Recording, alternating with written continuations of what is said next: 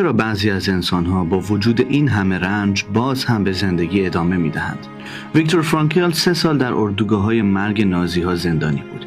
اون تقریبا همه چیزش رو از دست داد، مثل خونه، خانواده، آینده و حتی اسمش رو. اما چیزی که بیش از همه ذهن اون رو درگیر کرده بود این نبود که انسان چقدر میتونه رنج بکشه. اینه که چرا بعضی از انسان‌ها با وجود گرسنگی، تحقیر و مرگ هر روزه هنوز امیدشون رو حفظ میکنن، ولی بعضی‌های دیگه خیلی زود تسلیم میشن. اون از این جمله نیچه خیلی تاثیر گرفت. کسی که چرایی زندگی رو داشته باشه تقریبا هر چگونه ای رو تاب میاره. از نگاه اون انسان همیشه نمیتونه رنجش رو انتخاب کنه، اما میتونه انتخاب کنه که در برابر اون رنج چه نگرشی داشته باشه. همین ایده بعداً مکتبی شد که بهش میگفتن لوگوتراپی یا معنا درمانی. لوگوتراپی بر این اصل استواره که حتی در شرایطی که همه چیز از انسان گرفته میشه یک آزادی باقی میمونه.